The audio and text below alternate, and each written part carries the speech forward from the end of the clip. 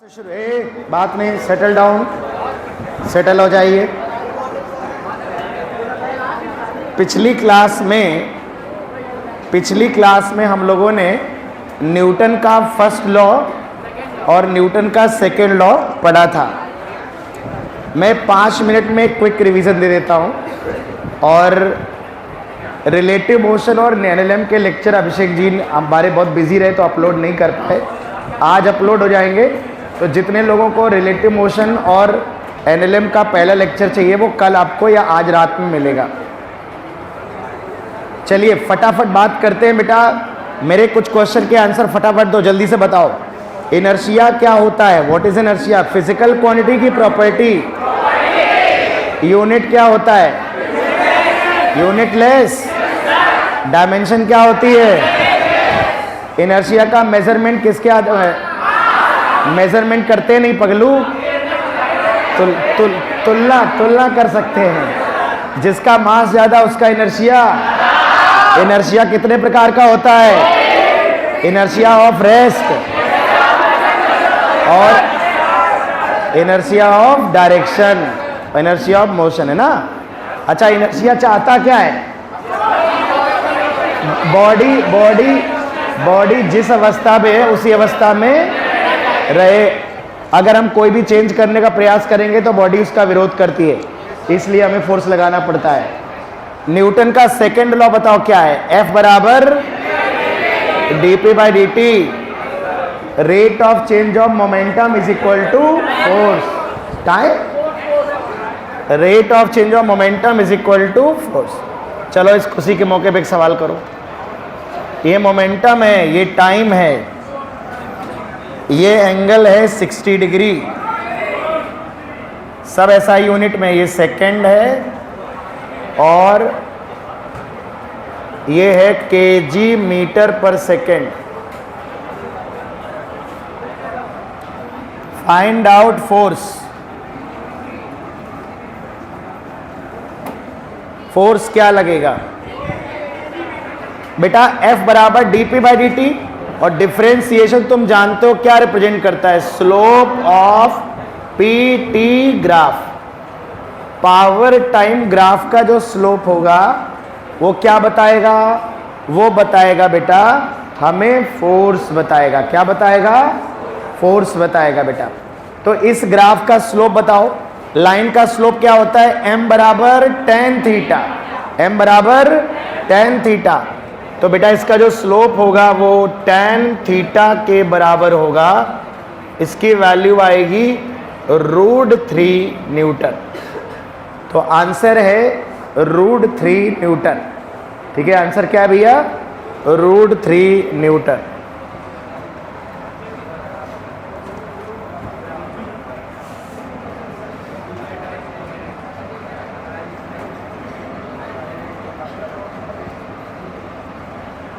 Find out force at t बराबर t0।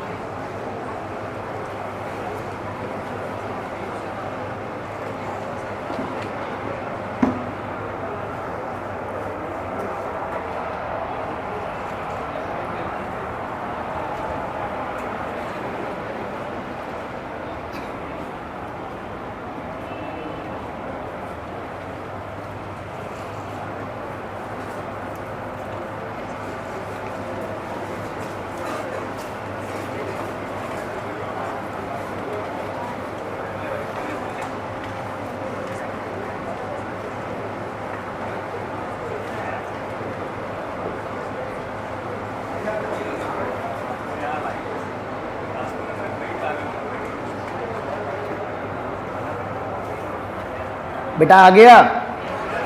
बताओ t बराबर t0 पे फोर्स कितना है? बेटा अगर हमें स्लोप देखना हो, बच्चों मैंने पढ़ाया था आपको कि किसी कर्व का स्लोप, बेटा किसी कर्व का स्लोप देखने के लिए हम क्या ड्रॉ करते हैं? टेंजेंट। बेटा यहां पर देखो, टेंजेंट अगर हम ड्रॉ कर दें यहां, तो टेंजेंट कैसी होगी बेटा? हॉरिजॉन्टल। और जब लाइन हॉरिजॉन्टल होती है तो उसका स्लोप कितना होता है? 0। तो बेटा F बराबर है dp by dt। Differentiation slope को रिप्रेजेंट करता है, PT ग्राफ का स्लोप होगा और स्लोप इस पॉइंट पे क्या हो जाएगा? 0। तो यहाँ पर आंसर है F बराबर 0। इस क्षण कोई फोर्स नहीं लग रहा होगा।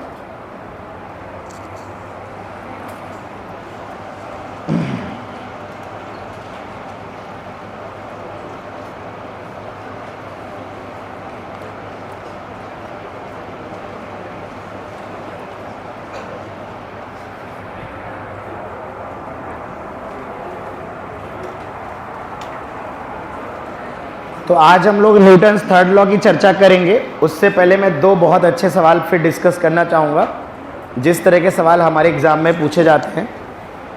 तो लिख लिया होगा सबने? अगर किसी ने नहीं लिखा है तो फ़ोटो खींच लो, रुकेंगे नहीं हम आपके लिए।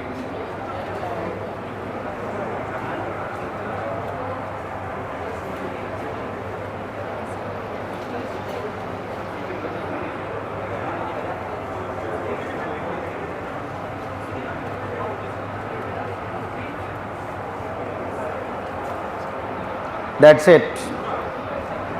बेटा एक बहुत ही सिंपल सा सवाल है। एक तोप है, तोप समझते हो? दिस इज द तोप, है ना? AK-47 वो वाली तोप, वो तोप है। ये एक फिक्स्ड तोप है, एक फिक्स्ड है, गन है, और इस गन में माउजर मतलब जो भी लगा हुआ है उससे बुलेट्स निकल रही हैं। और ये गन जो है, एक बुलेट का मास है। अगर मैं कहूँ कि ये गन जो है, गन फायर्स n बुलेट्स इन या पर सेकेंड, n बुलेट्स पर सेकेंड फायर करता है। हर एक बुलेट v स्पीड से फायर होती है और हर एक बुलेट का मास m है।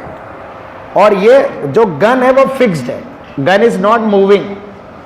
तो आपको बताना है फाइंड आउट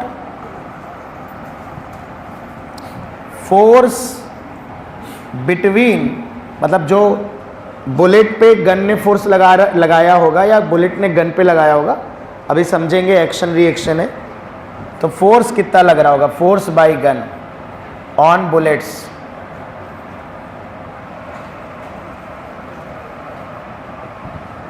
बताओ गन कितना फोर्स लगा रही है?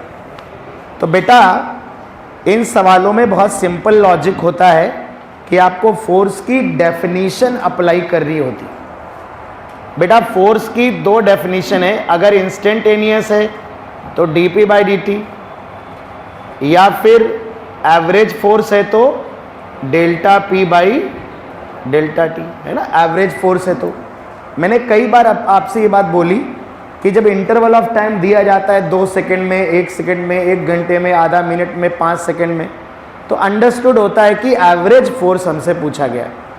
इट इज़ अंडरस्टूड कि उसने हमसे एवरेज फोर्स पूछा है। तो आपको देखो सरल भाषा में समझो इसका मतलब क्या है यार। ये जो चीज़ लिखी है ये है बेटा मोमेंटम चेंज कितना हुआ है, और नीचे लिखा है कि कितने टाइम में मोमेंटम चेंज हुआ है।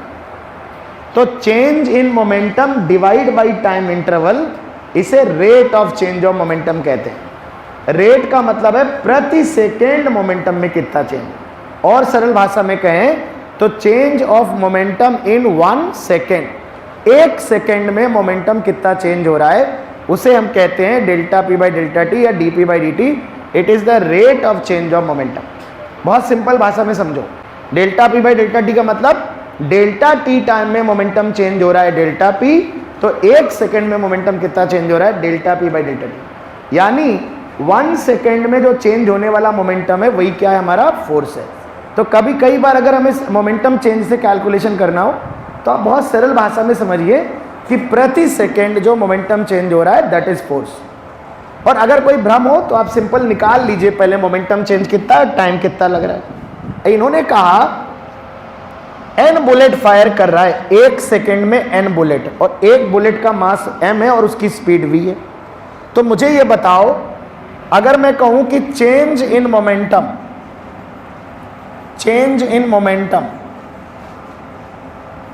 ऑफ 1 बुलेट, एक बुलेट के मोमेंटम में बताओ कितना चेंज है। तो बाद में जब ये बुलेट फायर हो गई तो मोमेंटम कितना है, mv, राइट डायरेक्शन में मान लेते हैं mv है। अब बुलेट जब गन के अंदर थी तो रफ्तार कितनी थी, फायर होने से पहले 0, इनिशियल रफ्तार 0 थी, बाद में mv है। चूंकि दोनों सेम डायरेक्शन में है तो सीधे सीधे घटा दिया है ना। तो एक बुलेट के मोमेंटम में चेंज कितना हो रहा है, mv। कुल कितनी बुलेट फायर हो रही है, तो टोटल मोमेंटम चेंज कितना होगा बताओ। डेल्टा पी की वैल्यू क्या होगी, क्या n इंटू एम वी होगी कि नहीं होगी बताओ यार, और कितने टाइम में हो रही है। देखो लिखा है, देखो कहीं लिखा है पर सेकेंड, पर सेकेंड समझते हो, 1 सेकेंड में हो रहा है।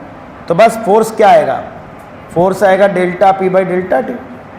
तो n into m v divide by 1, खत्म, n m v will be the answer. अब अगर ये t टाइम दिया होता पर सेकेंड की जगह तो डिवाइड बाई t कर देते। बात समझ में आ रही।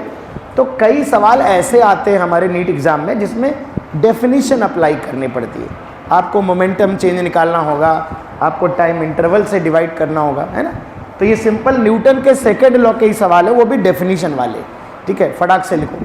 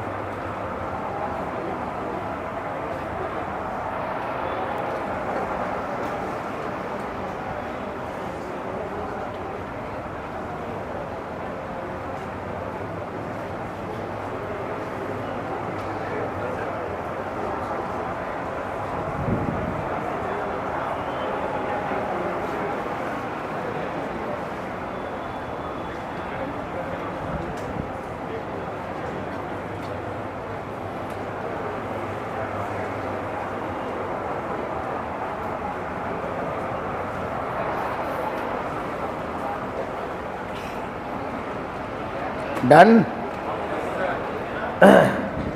इसी कॉन्सेप्ट पे एक सवाल और दे रहा हूं, बेटा ध्यान से समझना, ध्यान से। ये एक बॉक्स है, क्या है बेटा, बॉक्स। ये थर्मोडायनेमिक्स में भी काम आएगा। इसमें गैस भरी हुई है, क्या भरी हुई है, गैस। इसके अंदर गैस भरी हुई है। गैस के मॉलिक्यूल हैं, छोटे छोटे मॉलिक्यूल, मान लेते हैं सब आइडियल गैस है। और आइडियल गैस के एक मॉलिक्यूल का मास ऑफ ईच मॉलिक्यूल।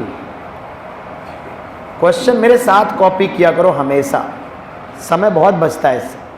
हर एक मॉलिक्यूल का मास बेटा m है, और ये जो बर्तन है, ये फिक्स्ड है। अब आपसे ये बताया जा रहा है कि ये दीवार जो है ना, सामने वाली दीवार, इससे मॉलिक्यूल v स्पीड से टकरा रहे हैं, और v टक्कर मारने के बाद v स्पीड से रिबाउंड भी कर रहे हैं। हम आगे आपको पढ़ाएंगे। अभी मान लो ये जानकारी आपको दी गई है। जब मैं आपको थर्मोडायनेमिक्स बेटा पढ़ा दूंगा तो आपको ये जानकारी पहले से पता होगी कि जो आइडियल गैस के मॉलिक्यूल होते हैं वो इलास्टिक कोलिजन करते हैं। तो अगर फिक्स्ड वॉल से वो जितनी स्पीड से कोलाइड करेंगे उतनी स्पीड से वापस आते हैं। अभी मैंने आपको थर्मो नहीं पढ़ाई, कोलिजन नहीं पढ़ाया, तो अभी मुझे सिर्फ एनएलएम का क्वेश्चन सॉल्व करवाना है। तो मैं आपको ये जानकारी दे रहा हूँ। ये क्वेश्चन में गिवन है कि हर एक मॉलिक्यूल v स्पीड से टकरा रहा है नॉर्मली परपेंडिकुलरली और v स्पीड से रिबाउंड कर रहा है। और ये मैं आपको दे रहा हूं कि n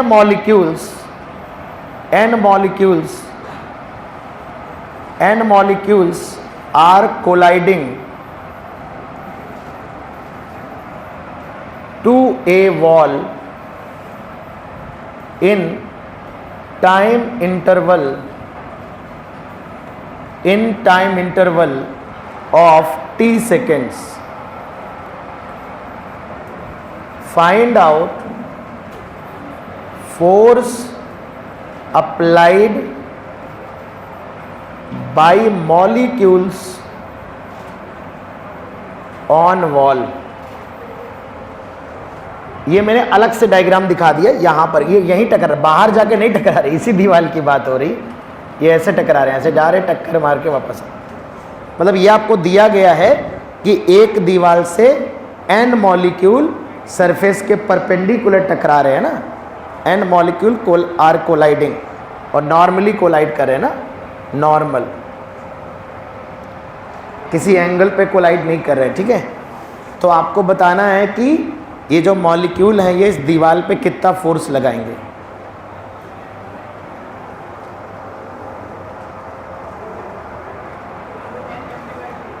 गलत जवाब है।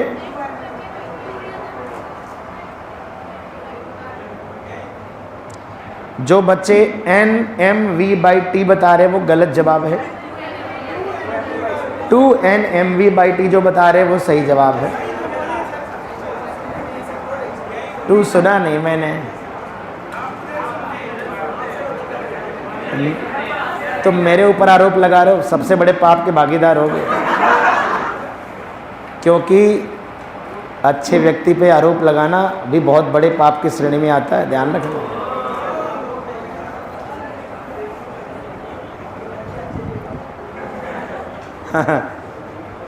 मैं खुद की तारीफ कर ही ले रहा हूँ। हाँ, मैं खुद का फेवरेट हूँ, ध्यान रखना।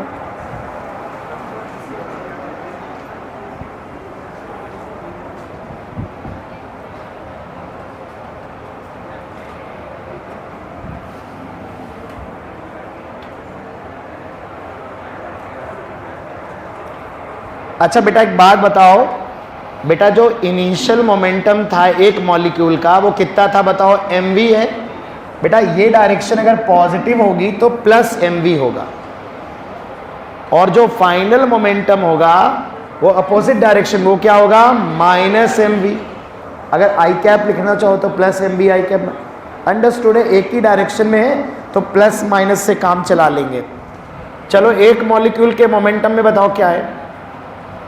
ये बेटा मैं लिख रहा हूं फॉर 1 मॉलिक्यूल, बेटा ये मैं लिख रहा हूं फॉर 1 मॉलिक्यूल है ना, तो डेल्टा पी क्या आएगा बताओ, final momentum minus mv minus initial momentum mv। बताओ कितना मोमेंटम चेंज आएगा, माइनस 2mv। मैग्नीट्यूड 2mv होगा, माइनस बता रहा है इस डायरेक्शन में, इस डायरेक्शन। यानी एक मॉलिक्यूल के टकराने से जो मोमेंटम चेंज हो रहा है वो 2mv का हो रहा है। कुल कितने मॉलिक्यूल टकरा रहे हैं, कैपिटल N मॉलिक्यूल टकरा रहे हैं। तो बताओ टोटल मोमेंटम चेंज कितना होगा, बताओ भाई टोटल मोमेंटम चेंज कितना होगा। तो total momentum change, total linear momentum change delta P total ये होगा n टाइम्स 2mv। एक मॉलिक्यूल का 2mv है तो n मॉलिक्यूल के मोमेंटम में चेंज आएगा n इंटू 2mv। टाइम कितना लग रहा है, t सेकेंड। तो बस फोर्स हो जाएगा delta p by delta T. ये ना रख देना डेल्टा p, ये एक मॉलिक्यूल के लिए है, ध्यान रखना। तो ये आ जाएगा, मैं डायरेक्ट माइनस नहीं लिख रहा हूँ, माइनस डायरेक्शन बता रहा है। अगर बोलेगा लिखने के लिए तो ही लिखेंगे। तो n into 2mv divide by time कितना है, t सेकेंड। तो ये बेटा हमारे फोर्स का आंसर आ जाएगा। अब तुम्हें मैंने कल पढ़ाया था, अगर यही थीटा एंगल पे नॉर्मल से टकरा रहा होता तो जो 2mv आया था इसकी जगह क्या आया था, 2mv cos थीटा। तो यहाँ आ जाता 2nmv cos theta divide by T. और यही पर सेकेंड होता तो टी की वैल्यू क्या हो जाती है 1, तो नीचे डिवाइड बाई टी नहीं आएगा। अंडरस्टूड है?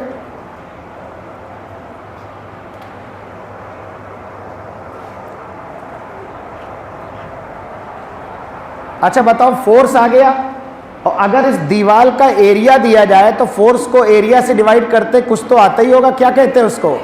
प्रेशर होता है। तो मैं प्रेशर भी पूछ सकता हूँ। थर्मोडायनेमिक्स में एक ऐसा सवाल बना दिया था कई बार, ये जो मैंने m दिया है, बोलेगा नाइट्रोजन गैस भरी हुई है, नाइट्रोजन गैस के मॉलिक्यूल का मास दे देगा m की वैल्यू, नाइट्रोजन गैस के मॉलिक्यूल की स्पीड दे देगा, VRMS का कह दे VRMS स्पीड से मूव कर रहे हैं, फिर कहेगा इतने मॉलिक्यूल बताओ कंटेनर की दीवार से टकरा रहे हैं, तो बताओ नाइट्रोजन का प्रेशर कितना है। मैकेनिक्स से सॉल्व करवाता है कई बार प्रेशर का सवाल, है ना। तो इस तरह से हम फोर्स निकाल लिया करेंगे। अब फोर्स को एरिया से डिवाइड कर दिया करेंगे, दीवार का फोर्स पर यूनिट एरिया क्या होता है? प्रेशर होता है। तो प्रेशर भी इसी रास्ते से निकालेंगे, एक कदम आगे प्रेशर आ जाएगा। ठीक है, लिख लिया सभी ने? कोई लिख रहा है क्या? तुमने वही क्वेश्चन ही नोट नहीं किया था? ये तो बहुत ही गलत बात है।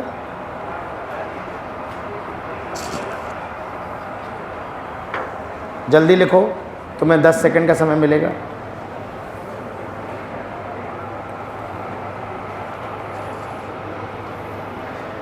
हेडिंग डाल दो न्यूटन्स थर्ड लॉ। तो न्यूटन के सेकंड लॉ पे हमने चर्चा की है, अभी हम बहुत पढ़ेंगे सेकंड लॉ और, लेकिन जो डेफिनेशन है न्यूटन सेकंड लॉ की, F बराबर dp/dt, उसके क्वेश्चंस हम लोगों ने किए। F बराबर dp/dt। आगे बढ़ेंगे बेटा। हेडिंग डालो बेटा, न्यूटन का तीसरा नियम,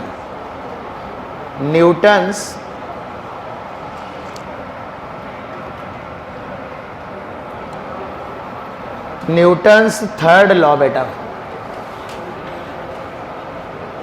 इसे हम क्रिया प्रतिक्रिया का नियम कहते हैं, law of action reaction, law of action reaction, क्रिया प्रतिक्रिया का नियम बेटा, बात नहीं, लॉ ऑफ एक्शन रिएक्शन, क्रिया प्रतिक्रिया का नियम। बेटा सबसे पहले इसका स्टेटमेंट लिखेंगे, मेरे साथ लिखिए, सारे पॉइंट्स मैं लिखवा देता हूं फिर एक्सप्लेन करूंगा। ये इस नियम के अनुसार बेटा ये कहता है हर क्रिया की एक विपरीत प्रतिक्रिया होती है, इक्वल एंड अपोजिट प्रतिक्रिया होती है। To every action there is equal and opposite reaction, हर एक्शन का एक रिएक्शन होता है। तो लिखेंगे बेटा क्या कहता है ये, टू एवरी एक्शन, लिखेंगे, लिख लीजिए, to every action comma there is equal and opposite reaction, equal and opposite reaction, there is equal and opposite reaction. हर एक एक्शन का एक बराबर और अपोजिट डायरेक्शन में रिएक्शन होता है। बेटा इसका यह मतलब हुआ कि जब हम किसी बॉडी पे बेटा फोर्स लगाते हैं, जैसे मान लो तुम यहां खड़े हो बच्चा और तुम इस बॉडी को धक्का दे रहे हो, पुश कर रहे हो, F फोर्स लगा रहे हो, तो ये बॉडी भी तुम पर उतना ही फोर्स F लगाएगी। ये अगर तुम्हारा एक्शन है तो तुम पे लगने वाला ये रिएक्शन। कई जगह ये फॉलो होता है बेटा। जैसे मान लो अगर मैं ग्रेविटेशन की बात करूं तो दो मासेस अगर m1 m2 है, न्यूटन साहब ने बताया कि कोई दो ब्रह्मांड में हर दो मास एक दूसरे को अट्रैक्ट करते हैं। तो बेटा m1 m2 पे जितना गुरुत्वाकर्षण बल लगाता है F, m2 भी m1 पे उतना ही लगाता है ऑपोजिट डायरेक्शन में। तो ये वाले जो फोर्स होते हैं बेटा ये भी एक्शन और रिएक्शन पेयर होते हैं। सिमिलरली बेटा इलेक्ट्रोस्टैटिक्स में कूलम साहब ने बताया कि जो दो चार्ज वो एक दूसरे को अट्रैक्ट या रिपल कर सकते हैं। यहाँ पर भी न्यूटन का थर्ड लॉ फॉलो होता है बेटा। इसका मतलब ये हुआ कि Q1 Q2 पे जितना रिपल्सिव फोर्स लगाएगा Q2 Q1 पे भी उतना ही फोर्स लगाएगा। ये दोनों ही फोर्स, अगर ये एक्शन होगा तो ये रिएक्शन हो जाएगा, इसकी वजह से अगर ये एक्शन होगा तो उसका ये रिएक्शन हो जाएगा। बात समझ रहे हैं ना। तो नेचर में बहुत जगह आपका न्यूटन का थर्ड लॉ वैलिड होता है, मोस्ट ऑफ द केसेस में, जो ये कहता है कि to every action there is equal and opposite reaction. यानी अगर एक बॉडी ने दूसरी बॉडी पर फोर्स लगाया है तो दूसरी बॉडी भी पहली वाली पे उतने ही फोर्स लगाएगी, पर उसका डायरेक्शन कैसा होगा, अपोजिट डायरेक्शन होगा, ठीक है ना। लेकिन ये लॉ कोई यूनिवर्सल लॉ नहीं है, बहुत ही छोटे छोटे पार्टिकल, एलिमेंट्री पार्टिकल जो होते हैं, इलेक्ट्रॉन, प्रोटॉन, न्यूट्रॉन, इनके जब मोशंस को स्टडी किया जाता है थोड़ा हायर लेवल फिजिक्स में, तो वहाँ पर न्यूटन की मैकेनिक्स जो होती है, न्यूटन के जो सिद्धांत होते हैं वो फेल होते हैं बेटा, वहाँ पर सही से नहीं लगते। तो वहाँ अलग मैकेनिक्स बनाई गई है उसके लिए, उसे क्वांटम मैकेनिक्स कहते हैं, जो हमारे सिलेबस में नहीं है। आपके लिए बढ़िया बिंदास वैलिड है, उसके टेंशन वाली बात नहीं। तो it's not a universal law, मतलब न्यूटन के लॉज जो हैं वो यूनिवर्सल नहीं है। तुम सोचो ब्रह्मांड में कहीं भी लग जाए, ऐसा नहीं। हर पार्टिकल के लिए, उन पार्टिकल्स के मोशन के लिए जो बहुत ही एलिमेंट्री हैं या जिनके मोशंस बहुत ही फास्ट हो रहे हैं, स्पीड ऑफ लाइट के आसपास पहुंच गए जिनके मोशंस, वहाँ कहीं ना कहीं न्यूटोनियन मैकेनिक्स जो होती है वो फेल होने लगती है। बट ठीक है, हमारे जितनी भी फिजिक्स है उसमें 99.99 केस में वैलिड, परसेंट केस में वैलिड होगा। 0.01 मैंने बेनिफिट ऑफ डाउट दे दिया, कोई एक आधा केस ऐसा हो मैग्नेटिज्म वगैरह में आता है कभी कभी, तो उसमें आप इग्नोर मार सकते हो, ठीक। तो न्यूटन का थर्ड लॉ बेटा मैं रिपीट कर दूं, क्या कहता है कि जिस हमने किसी बॉडी पे फोर्स लगाया तो उतना ही फोर्स हम पे भी लगेगा। ये लॉ जनरल पुल और पुश में वैलिड होता है, ये ग्रेविटेशनल फोर्सेस में भी वैलिड होता है, ये इलेक्ट्रोस्टैटिक फोर्सेस में भी न्यूटन का लॉ है। इसलिए मैंने 3 अलग अलग एग्जांपल लिए। एक नॉर्मल पुल और पुश वाले कॉन्टैक्ट फोर्स की बात कर रहा हूँ मैं, एक जगह मैं यहाँ पर ग्रेविटेशनल फील्ड के फोर्स की बात कर रहा हूँ, और एक में मैं इलेक्ट्रोस्टैटिक फोर्स की बात कर रहा हूँ, ठीक है। तो ये समझने वाली बात। इसका मतलब ये हुआ कि अगर आपने किसी को कंटाप जड़ दिया है तो जितना फोर्स आपने उसके गाल पे लगाया है उतना ही फोर्स उसके गाल ने आपके हाथ पे लगाया है। तो साइंस के हिसाब से बुरा मानने वाली कोई बात नहीं है, मामला बराबर है, ठीक है। आप साइंस के हिसाब से चलेंगे तो हो सकता है आपको बुरा कम लगे, ठीक है। तो यहां पर लिख लेंगे बेटा। तो एक्शन और रिएक्शन में बेटा रिलेशन क्या है बेटा, तो एक्शन और रिएक्शन मैग्नीट्यूड में इक्वल होते हैं, डायरेक्शन कैसी होती है, अपोजिट, और लाइन ऑफ एक्शन सेम होती है। मतलब जिस लाइन के अलोंग एक्शन लगेगा उसी लाइन के अलोंग रिएक्शन लगेगा। तो लिखेंगे एक्शन एंड रिएक्शन, मेरे साथ लिखेंगे एक्शन एंड रिएक्शन। इसमें number 1 equal in magnitude, equal in magnitude.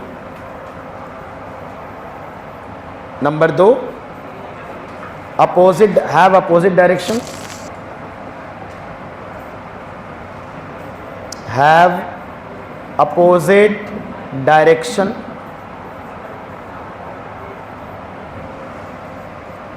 Have same line of action, same line of action, same line. Magnitude बराबर होता है, डायरेक्शन अपोजिट होती है, लाइन ऑफ एक्शन जो होती है सेम। बेटा लाइन ऑफ एक्शन को हिंदी में बल की क्रिया रेखा बोलते हैं, मतलब जिस लाइन के अलोंग बल लग रहा है। तो आप देखो ये वाली लाइन है, देखो ऐसा नहीं होगा बेटा कि इस पे ऐसे लग रहा हो, दूसरी वाली बॉडी पे ऐसे लग रहा हो, ये अलग लाइन हो जाएगी, ये अलग लाइन हो जाएगी। लाइन ऑफ एक्शन सेम होने का मतलब हुआ कि अगर दो बॉडी के बीच में फोर्स लग रहा है, तो अगर इस बॉडी पे ऐसे लग रहा है तो उसी लाइन के अलोंग इस वाली बॉडी पे ऐसे लगेगा, सेम लाइन के अलोंग फोर्स लगेगा, है ना। तो लाइन ऑफ एक्शन सेम होती है। इसका बड़ा महत्व तो है, जब हम टॉर्क पढ़ेंगे, अभी तो कोई महत्व तो नहीं खास आएगा, पर जब हम टॉर्क पढ़ेंगे तो इस बात को हम थोड़ा सा ध्यान रखेंगे।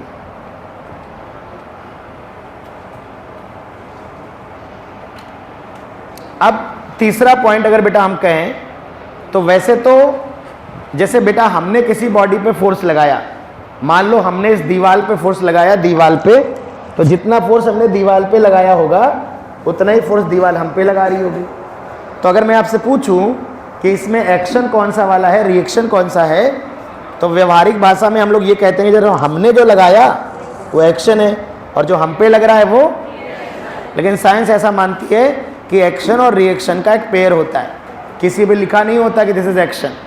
साइंस के अकॉर्डिंग आप किसी को भी एक्शन मान सकते हो, ये तो हम अपने हिसाब से बोल देते हैं ये एक्शन है, ये रिएक्शन है। एक्शन और रिएक्शन का एक पेयर होता है, any one of the pair can be called action and other can be called reaction. तो आप लिख सकते हैं, इस पॉइंट को भी लिखना चाहें कि any one of action reaction pair any one of action reaction pair can be called action, can be called action, किसी को भी हम एक्शन कह सकते हैं, and other can be called reaction. एक पॉइंट और है, बहुत से बच्चों में कंफ्यूजन रहता है कि पहले कौन आया, तो ज़्यादातर जनता इस बात से एग्री करेगी कि पहले कौन आया, एक्शन, बाद में कौन आया, पर ऐसा नहीं है। एक्शन और रिएक्शन में कोई टाइम गैप नहीं होता है, साइमल्टेनियस आते हैं, मतलब पेयर में ही जनरेट होता है फोर्स। जिस पल आप बॉडी पे फोर्स लगाते हो उसी पल आप पे फोर्स लगता है। ऐसा थोड़े ना होता है कि आपने एक्शन लगा दिया, घंटा भर बाद रिएक्शन आएगा, रिएक्शन सो रहा था, बोला मैं कपड़े वपड़े पहनता हूँ, एक्शन आ चुका है, चलो चलना चाहिए, ब्रश रश किया, उठा, कपड़े पहने, फिर घंटा भर बाद आया। ऐसा बिल्कुल नहीं है, there is no time gap. और आप ऐसे भी सोचिए कि जब आप ये नहीं बता सकते कौन सा वाला एक्शन कौन सा रिएक्शन, तो पहले कौन है ये कैसे बोल सकते हो? साइमल्टेनियस आते हैं दोनों, हैं? तो बेटा ये लिखेंगे हम अगला point, action and reaction simultaneous लगते हैं, start acting at the same time या साइमल्टेनियसली, सेम टाइम पे लगते हैं ना। और सबसे इंपॉर्टेंट बात यह है बेटा कि एक्शन और रिएक्शन दो अलग अलग बॉडी पे लगते हैं। जैसे बेटा देखो, एक्शन अगर इस वाली बॉडी पे लगा है तो रिएक्शन आदमी पे लग रहा है, एक्शन अगर इस वाली बॉडी पे लग रहा है तो रिएक्शन इस वाली बॉडी पे, एक्शन इस वाले चार्ज पे लग रहा है तो रिएक्शन इस वाले चार्ज पे लग रहा है। तो जनरली एक्शन और रिएक्शन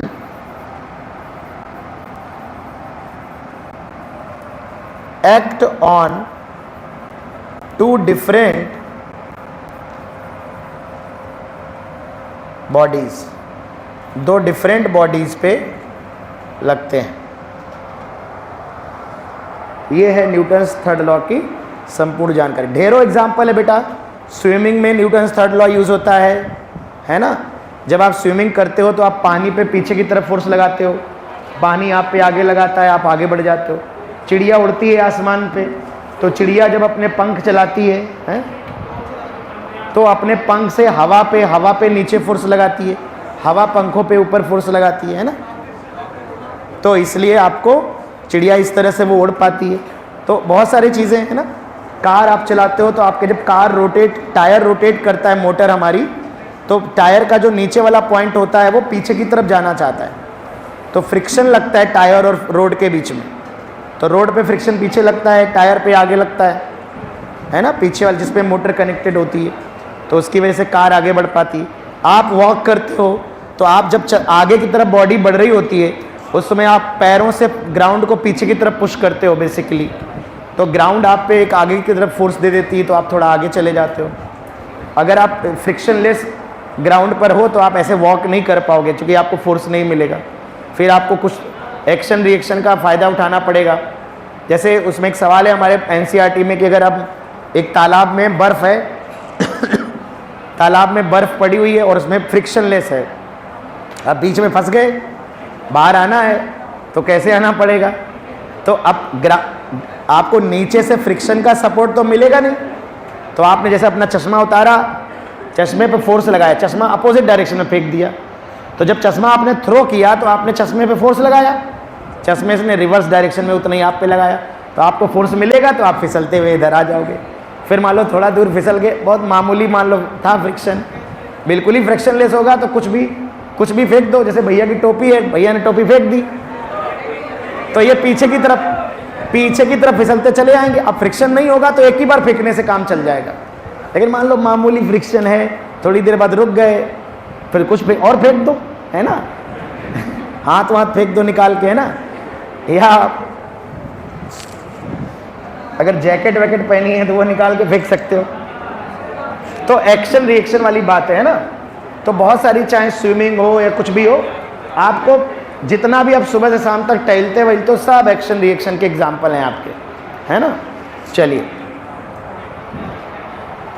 अब यहां पर एक बहुत ही इंपॉर्टेंट कॉन्सेप्ट समझ लो जो जरूरी है। एक होता है इंटरनल फोर्स और एक होता है एक्सटर्नल फोर्स।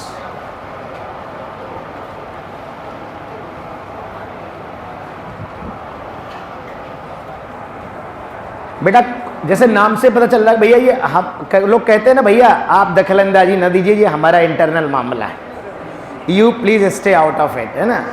तो आप दखलन, तो इंटरनल का मतलब कोई एक सिस्टम है, कोई एक परिवार टाइप है जिसका कुछ अंदरूनी मामला है। वैसे ही है यहाँ पर भी कि बेटा जब भी आप दो या दो से ज़्यादा बॉडी को सिस्टम मानते हो तो मैं ऐसे समझाता हूँ, आप समझिए। देखिए, इंटरनल फोर्स का मतलब है कि जैसे मान लो आपने दो बॉडी को मिला के सिस्टम माना, मान लो आपने कोई भी दो, ये सुशील और मनमोहन को सिस्टम मान लिया मिला के, तो हमारा इसमें क्या है भाई,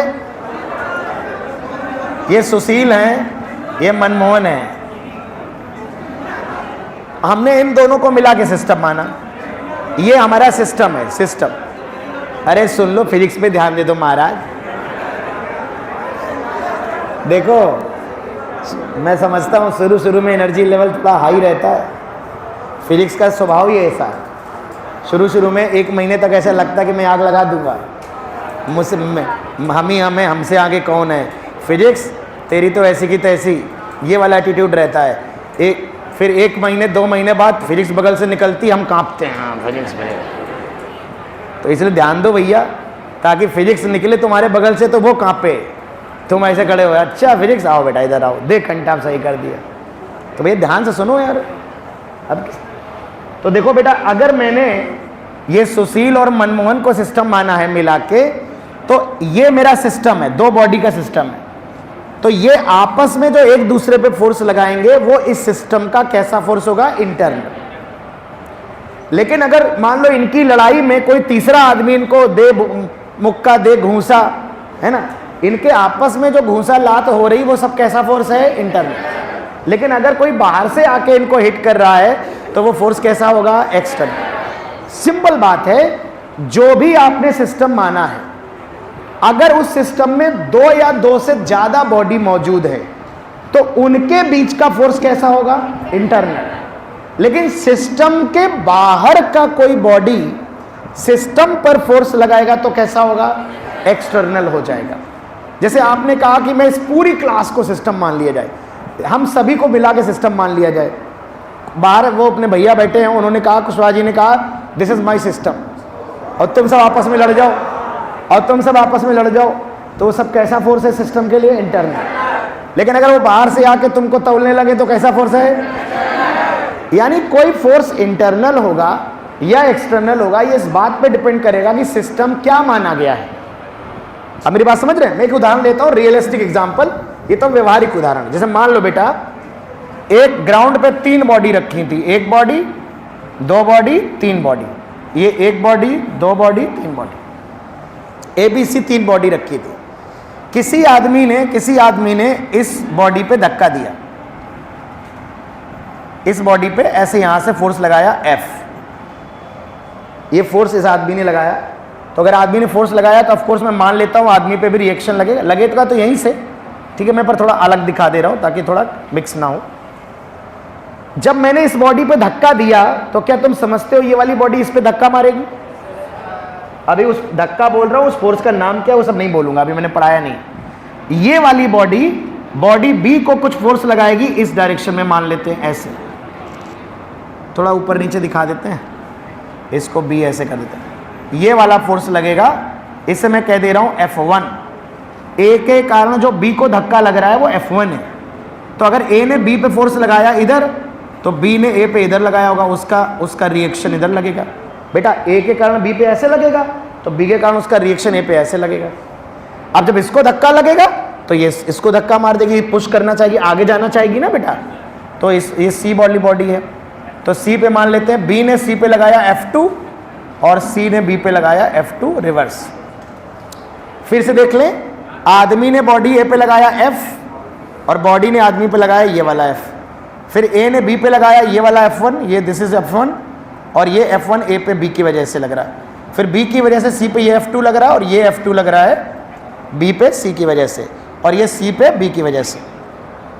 अब मान लो एक बच्चे ने कहा कि सर मैं मानूंगा सिस्टम केवल बॉडी ए को, मेरा सिस्टम केवल एक बॉडी, ओनली वन बॉडी, तो सिस्टम में केवल बॉडी है, बाकी सब क्या है सिस्टम के बाहर। तो बी क्या है, आउटसाइड द सिस्टम। सी क्या है, यानी मैं इतना ही सिस्टम मान रहा हूं अपना। अब मैंने कहा बताओ इस सिस्टम के लिए इनमें से कौन सा फोर्स एक्सटर्नल है जो मैंने बनाया। फोर्स तो और भी लग रहे होंगे, अभी वो सब बना नहीं रहा हूं। कौन सा इंटरनल कौन सा एक्सटर्नल, तो सुनना ध्यान से। पहली बात तो इस बॉडी को सिस्टम माना है, तो बॉडी पर लगने वाले फोर्स देखो कौन कौन है। तो बॉडी पर लग रहा है F और F1। F2 तो फोर्स ही नहीं है सिस्टम का। अरे बोलो भैया, F2 तो इसका फोर्स ही नहीं है। F2 के बारे में ये तो ना इंटरनल ना external, it is not the force of system, तो इसके बारे में तो बात ही नहीं करेंगे। हमने तो केवल A को माना है ना, तो A पे कौन से फोर्स लग रहे हैं, F और F1। मैंने क्या कहा, सिस्टम के बाहर वाला व्यक्ति, बाहर वाली बॉडी, एक्सटर्नल ऑब्जेक्ट जब फोर्स लगाते हैं तो वो एक्सटर्नल होता है, लेकिन अगर सिस्टम के अंदर ऑब्जेक्ट्स हैं उनमें ही आपस में जो फोर्स होता है वो इंटरनल होता है। तो अब ए अकेला ही माना है, तो ए खुद ए पे क्या लगाएगा। तो मुझे बताओ ये जो एफ लग रहा है ये किसने लगाया है, मैन ने। मैन हमारे सिस्टम में शामिल है कि नहीं है, सिस्टम में है। हमने सिस्टम केवल किसको माना है, ए को। तो मैन क्या है, सिस्टम के अंदर है कि बाहर है, तो घर वाला है कि बाहर वाला है। तो बाहर वाले का फोर्स कैसा है, तो एफ कैसा है, एक्सटर्नल है। ये बताओ F1, पहले ये बताओ ये जो F1 लग रहा है ये किसने लगाया है, क्या बी सिस्टम के अंदर है, सिस्टम के बाहर है ना।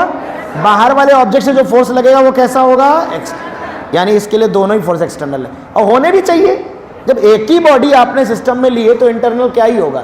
इंटरनल तो तब होता है ना जब सिस्टम में कम से कम दो बॉडी हो, उनके बीच का फोर्स हो। एक ही आदमी है तो जो भी मार रहा है वो एक्सटर्नल ही है, क्योंकि उसने खुद को ही सिस्टम बना रखा है। अब दूसरा बच्चा बोला कि सर मैं सिस्टम मानूंगा ए और बी को मिला के, यानी मेरा ये सिस्टम है दो बॉडी का, my system is A plus B, यानी इसने दो बॉडी को कंबाइंड सिस्टम माना। अब ये दो बॉडी के लिए कंबाइंड न्यूटन्स लॉ लिखना चाहता होगा। सिस्टम हम जरूरत के हिसाब से मानते हैं। अगर कोई ए प्लस बी दोनों को सिस्टम माने तो A is inside the system, B is inside the system and C and man is outside the. ये दोनों आउटसाइडर हैं, ये दोनों इनसाइडर हैं, मतलब परिवार के सदस्य हैं ये दोनों। अब मैंने कहा कि भाई अब सुनना ध्यान से, A और B मिला के माना है, तो F1 की बात भी होगी, F की बात भी होगी और F2 की बात भी होगी। F2 भी तो B पे लग रहा है, परिवार के एक सदस्य पे तो लग रहा है ना। हमने कहा भैया F कैसा है, F1 कैसा है, F2 कैसा है। तो सुनो ध्यान से, ये जो F है किसने लगाया है, मैन। बताओ घर वाला है कि बाहर वाला, बाहर वाला है, इसके अंदर तो नहीं है बेटा। तो F कैसा, अभी भी कैसा है, अच्छा। F1 बताओ, F1 A ने B पे लगा दिया, B ने सिस्टम में जो दो बॉडी हैं उन्हीं के बीच का फोर्स है, और F1 कैसा होगा यहां पर, इंटरनल होगा। F2 किसने लगाया, C ने। क्या C घर वाला है कि बाहर वाला, बाहर वाला, मतलब बाहरी फोर्स, एक्सटर्नल फोर्स। समझ में आ रही बात।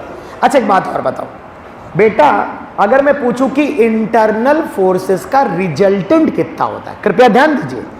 जब बेटा दो या दो से ज्यादा बॉडी सिस्टम में होती हैं तो जो इंटरनल फोर्स होता है वो आपस में एक दूसरे पे लगा लेते हैं, तो ये एक्शन ये रिएक्शन दोनों ही आपके सिस्टम पे लग रहे हैं।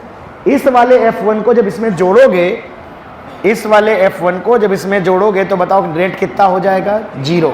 यानी इंटरनल फोर्स का, बेटा मैं समझाना चाहूंगा आपको कि जो इंटरनल फोर्सेस होते हैं उनका रिजल्टेंट हमेशा कैसा होता है, 0, ऑलवेज 0 होता है, क्योंकि वो एक्शन और रिएक्शन दोनों ही सिस्टम में लग रहे होते हैं। एक पे 10 न्यूटन इधर लग गया, एक पे 10 इधर लग गया, तो जब उसको अलजेब्रिकली ऐड करोगे तो नेट हमेशा 0 होगा। लेकिन जो एक्सटर्नल फोर्स है उसमें हम चूंकि इतना ही सिस्टम ले रहे हैं तो हम ये फोर्स ही कंसीडर नहीं करेंगे, तो इसको ही कैंसिल आउट नहीं कर पाएगा। आप मेरी बात समझ रहे हैं, कैंसिल आउट तभी करेगा जब आप ये सिस्टम मान रहे हो तो ये वाला फोर्स भी लेना पड़ेगा और ये वाला भी लेना पड़ेगा, तो आपको इन दोनों को जब ऐड करोगे तो नेट क्या हो जाएगा, 0। तो जो इंटरनल फोर्स होते हैं बेटा उनके एक्शन और रिएक्शन दोनों पेयर सिस्टम के अंदर ही लाई करते हैं और उनका रिजल्टेंट हमेशा कितना होता है? जीरो, ऑलवेज जीरो होता है, ऑलवेज। अब यहां ध्यान से देखो, यहां पर F1 कैसा था जब तुमने इस बॉडी को अकेला सिस्टम माना? कैसा था? एक्सटर्नल। और दोनों को सिस्टम माना तो F1 कैसा हो गया? यही बात मैं थोड़ी देर पहले शुरू में कह रहा था कि कोई फोर्स इंटरनल है या एक्सटर्नल, ये इस बात पे डिपेंड करेगा कि आपने सिस्टम किसे माना है। एक बॉडी को माना है कि दो बॉडी को माना है कि तीन बॉडी को माना है। अब मान लो कोई बच्चा कह रहा है कि सर हम तीनों को लपेट लेंगे सिस्टम में, हम A + B + C तीनों का कंबाइंड न्यूटन्स लॉ लिखेंगे, हम तीनों के लिए कंबाइंड न्यूटन्स लॉ लिखेंगे और हमारा सिस्टम ये पूरा है, ये पूरा सिस्टम है हमारा पूरा। तो भैया अगर ये पूरा ही सिस्टम हो गया तो ABC तीनों घर वाले हो गए, तो ABC में जो आपस के फोर्स है सब कैसे हो जाएंगे? इंटरनल। मैन वाला फोर्स कैसा होगा? एक्सटर्नल। मैन अभी भी बाहर ही है, तो मैन एक्सटर्नल हो गया। F1 कैसा हो गया? इंटरनल हो गया। F2 कैसा हो गया? F2 यहां पर भी इंटरनल। तुम देखो अब जब पूरे को सिस्टम मानोगे, पूरे को, तो ये इसे कैंसिल कर देगा, ये इसे कैंसिल कर देगा, इंटरनल फोर्सेस का रिजल्टेंट अभी भी क्या हो जाएगा? जीरो। यानी किसी भी सिस्टम में इंटरनल फोर्स जीरो होते, तो जो भी रिजल्टेंट फोर्स होता है सिस्टम में, रिजल्टेंट परिणामी बल, वो हमेशा किसके बराबर होता है? वो हमेशा एक्सटर्नल फोर्सेस के बराबर होता है। किसके बराबर होता है? कभी भी इंटरनल फोर्सेस का नेट सम क्या होता है? जीरो। इसीलिए न्यूटन के सेकेंड लॉ में जो F = ma पढ़ाया जाता है, कभी कभी किताबें लिख देती हैं F एक्सटर्नल = ma या F रिजल्टेंट = ma, क्योंकि जो भी रिजल्टेंट फोर्स होता है किसी भी सिस्टम पे, it is always equal to the external forces acting on the system, because internal forces का रिजल्टेंट इज ऑलवेज जीरो। ठीक है? और इंटरनल और एक्सटर्नल सिंपल सरल भाषा में समझो, सिस्टम पे डिपेंड करता है। इंटरनल का महत्व तब आएगा बेटा जब सिस्टम में कम से कम दो बॉडी तो होंगी। तो जितनी बॉडी सिस्टम में तुमने ले रखी हैं, उनके आपस का, उनके बीच का फोर्स कैसा है? इंटरनल। सिस्टम के बाहर जो भी व्यक्ति है, जो भी बॉडी है, उससे जो फोर्स मिल रहा होगा वो कैसा होगा? एक्सटर्नल, मतलब बाहर वाला। सिंपल बात है।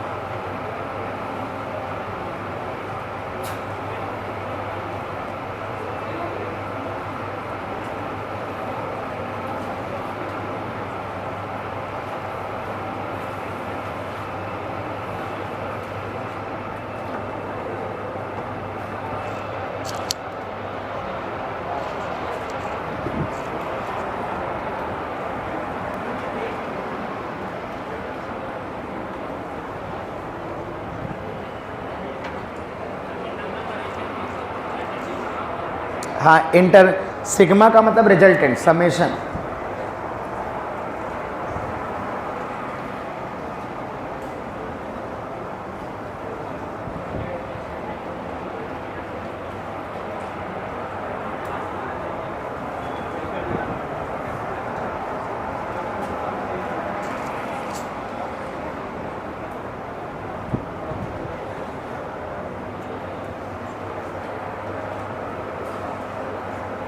कौन सा वाला? ये वाला,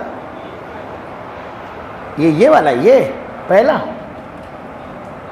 ये। इसमें क्या है, इसमें हमने दो बॉडी को सिस्टम माना ना बेटा। मैं इस डायग्राम को गंदा कर सकता हूं थोड़ा।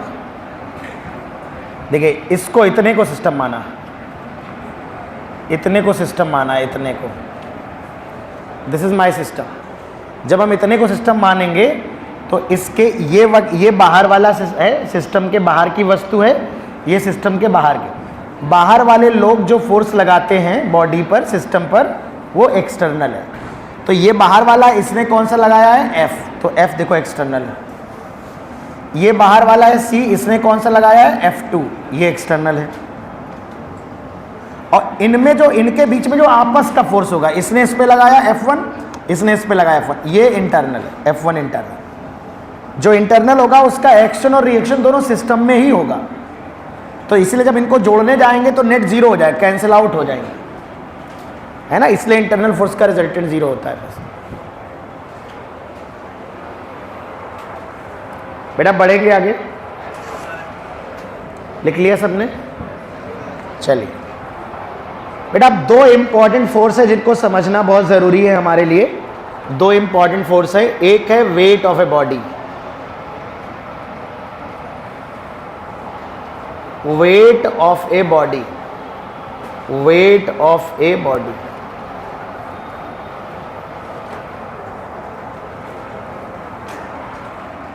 किसी भी बॉडी का वेट क्या होता है बेटा?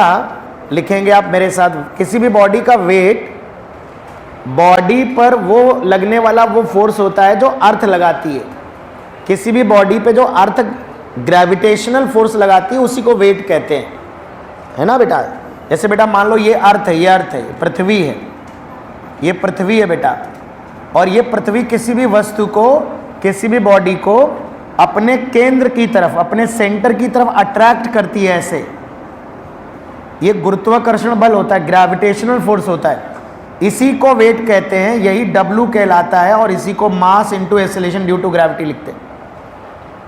तो बॉडी, किसी भी बॉडी पर अर्थ की वजह से जो ग्रेविटेशनल फोर्स लगता है, जो गुरुत्वाकर्षण बल लगता है, जिसकी डायरेक्शन पृथ्वी के केंद्र की तरफ होती है, अर्थ के सेंटर की तरफ होती है, उसे वेट कहा जाता है। तो अर्थ जब बॉडी पे या वेट लगाती है तो उसका रिएक्शन अर्थ पे लगता है, यहाँ पे एक्शन और रिएक्शन पेयर होता है। तो इसको W से रिप्रेजेंट करते हैं और इसकी वैल्यू m इंटू जी के बराबर होती। तो अर्थ को अगर आपने, इसकी डायरेक्शन हमेशा सेंटर ऑफ द अर्थ की तरफ होती। बात समझ रहे ना? तो वेट का मतलब ही होता है अर्थ के कारण बॉडी पर लगने वाला गुरुत्वाकर्षण बल, अर्थ के द्वारा बॉडी पर लगने वाला ग्रेविटेशनल फोर्स। और जब अर्थ की सरफेस के नजदीक बॉल को छोड़ते हो तो वो जी के एक्सेलरेशन से गिरता है। तो फोर्स निकालने के लिए फोर्स क्या हो गया? मास इनटू एक्सेलरेशन, सिंपल बात। और एक्सेलरेशन क्या होता है ग्रेविटी में? जी के बराबर। तो एफ की वैल्यू m इंटू जी के बराबर लिख देते हैं। बाकी और कुछ भी लिखेंगे, ये सब भी लिखते हैं आगे चल के, GMM बाई आर स्क्वायर, ये सब ग्रेविटेशन में लिखेंगे, अभी नहीं लिख रहे। अभी इन सब की बातें नहीं करूंगा मैं, अभी अब उतना ही बता रहा हूं जितने की जरूरत है। तो वेट क्या है? तो हम लिख सकते हैं weight is the gravitational force, लिख लो, weight is the gravitational force on the body by which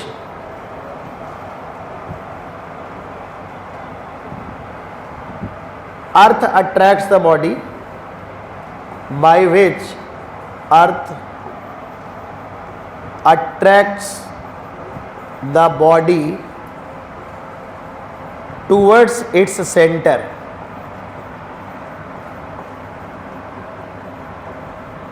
towards its centre. तो दो बातें समझो बेटा, वेट की जो डायरेक्शन होती है, mg की जो डायरेक्शन होती है, w का जो फॉर्मूला होता है बेटा वो mg होता है। वेट एक फोर्स होता है, ध्यान रखिएगा, और भी होते हैं पर अभी मैं वही बता रहा हूं जो यूज करेंगे हम लोग। तो डायरेक्शन जो होती है हमेशा अर्थ के सेंटर की तरफ होगी। अगर बॉडी यहाँ है ऐसे लगेगी बेटा, बॉडी अगर यहाँ होगी तो mg ऐसे लगेगा अर्थ के सेंटर की तरफ। और ये जो mg होता है इसका रिएक्शन यहाँ होता है अर्थ के सेंटर पे। यहाँ अगर बॉडी ऐसे है तो mg ऐसे लगेगा, उसका रिएक्शन ऐसे लगेगा, है ना। तो जो mg की डायरेक्शन होती है वो अर्थ के सेंटर की तरफ होती है। लेकिन ये पृथ्वी बहुत ही विशालकाय है, हम ऐसे नहीं, ये तो तब है कि जब हम अपनी मौसी के यहाँ से मान लो मंगल ग्रह पे बैठे हैं वहाँ से देख रहे हैं तो अर्थ हमको इतनी बड़ी ऐसे दिख रही है। लेकिन जनरली जब हम अर्थ पे कहीं खड़े होते हैं तो अर्थ का कर्वेचर बहुत बड़ा है, हमारे लिए ग्राउंड फ्लैट नज़र आती है हमको। तो जब हम ग्राउंड बनाएंगे,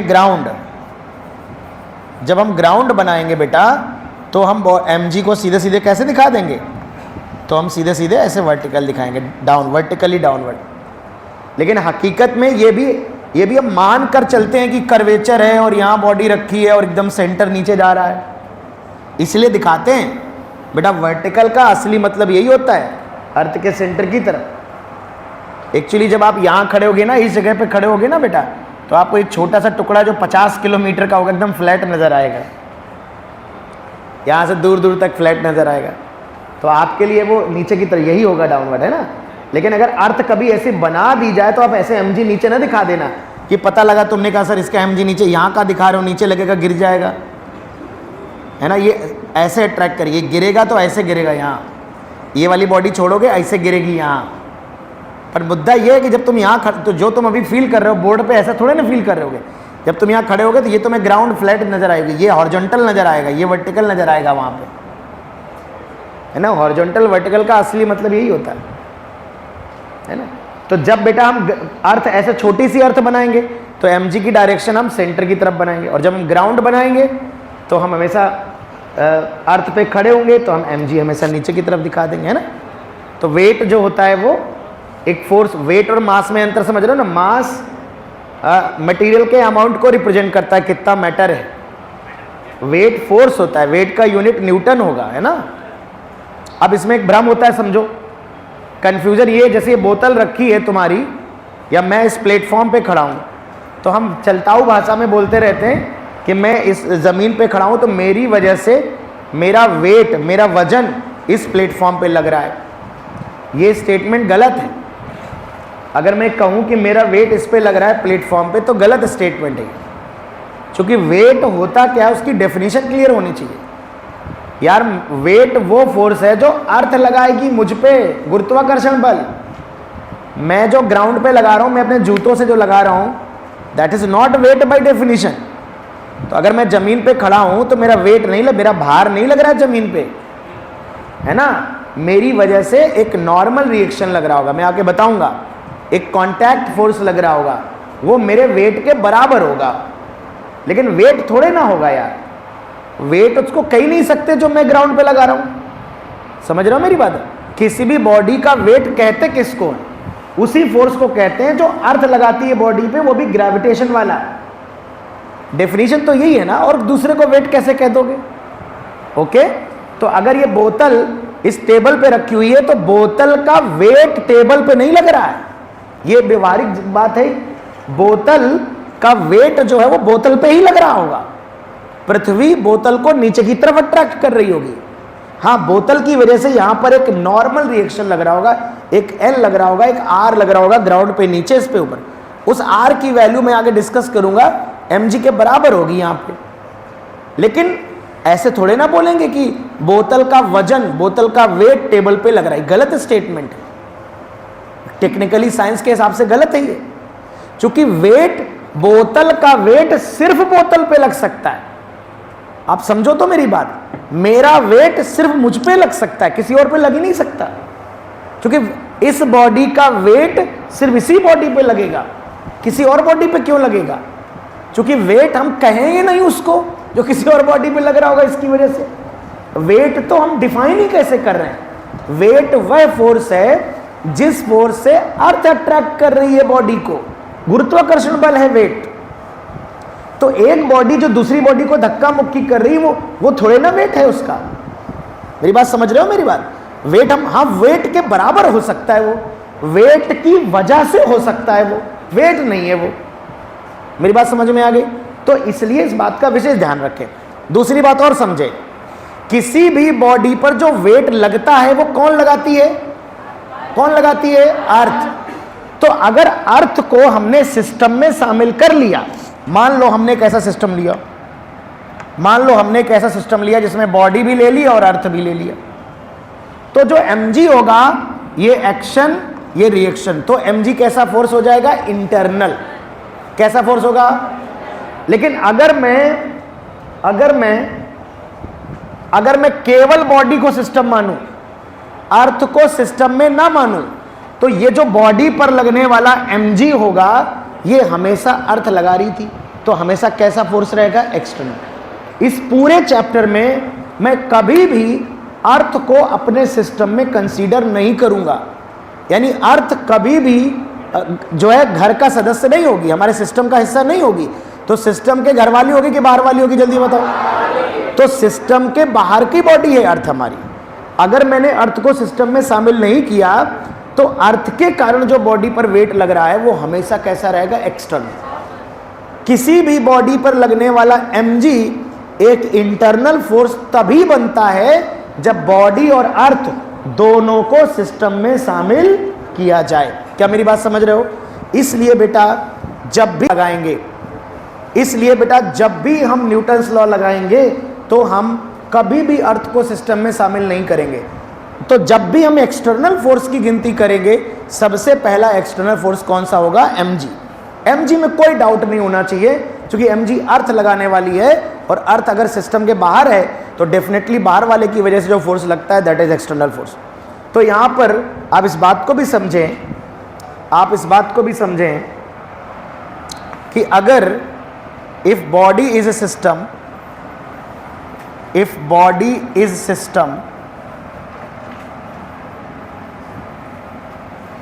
mg is external,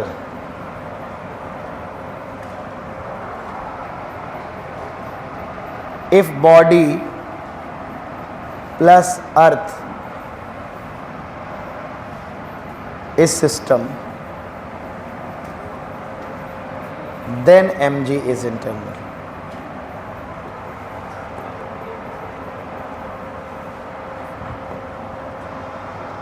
ठीक है, लिख लिया सबने?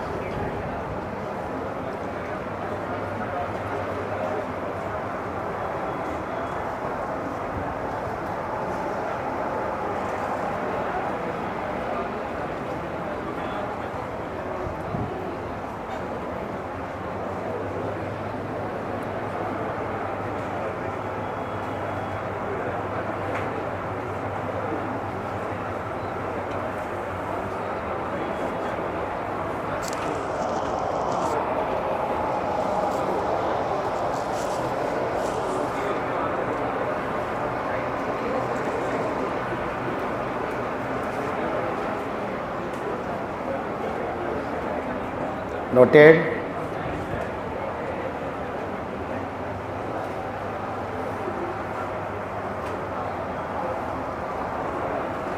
कोई लिख रहा है?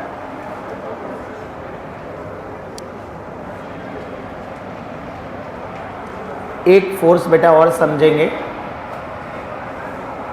इसे कहते हैं हम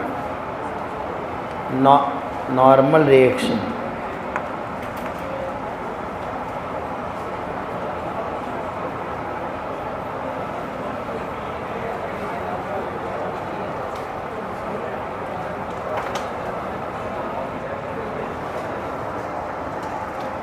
इस फोर्स को बेटा हम कहते हैं नॉर्मल रिएक्शन।